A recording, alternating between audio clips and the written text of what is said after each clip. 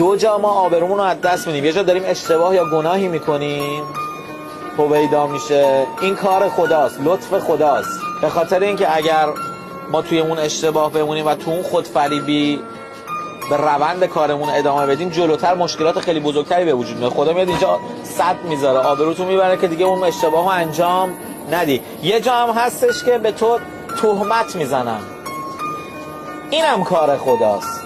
اینجا میخواد به تو صد برداره، یه آبروی جدید بده، یه عزت جدید بده.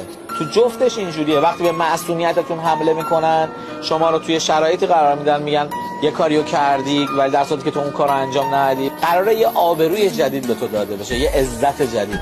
عزت همیشه اینجوری داده شده.